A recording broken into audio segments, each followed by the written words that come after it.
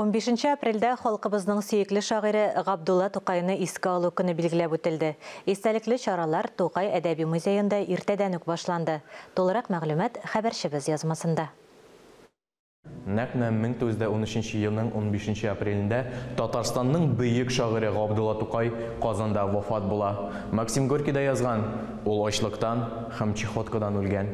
Тукай Казанның Клячкин шифаханәсендә вафат була. Гомеренең соңгы көннәрендә дә, үлем түшәгендә ятканда да шагыйрь каләмен кулдан төшерми, иҗат итәргә үзендә көч таба. Шөһрәт, хәстәхәлә, Толстой сүзләре, буш вакыт, кайтка, мәктәп исемле шигырьләрен дусларына хатлар аша тәкъдим итә. Искә алу көнендә Габдулла Тукай музеенда шагыйрьнең популяр әсәрләре яңгырый.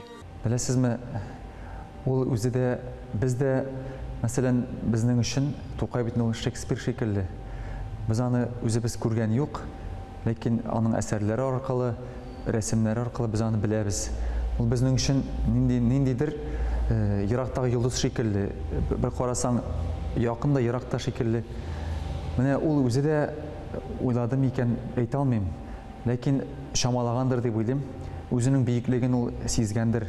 Чөнки сизмәсә, ул башкалардан аерылып тормас иде. Музейның беренче катында тамашачыларга шагыйрьнең моңлы әсәрләре тәкъдим ителде. Шул ук вакытта балаларга икенче катта музей буенча экскурсия үткәрелде. Сине кулларыма алып, җырларыңа тикле чөясем килә. Үзәнең кебек битләреңнән үбеп Габдулла Тукай бик катлаулы һәм авыр тормыш юлын уза. Әмма үзендәге бар авырлыкны шигырьгә әйләндерерлек көч табып, дөньяга гүзәл әсәрләр калдырган. Искәндәр Гыймалдинов, Тахир Хәсәнов, Татарстан ялыклары.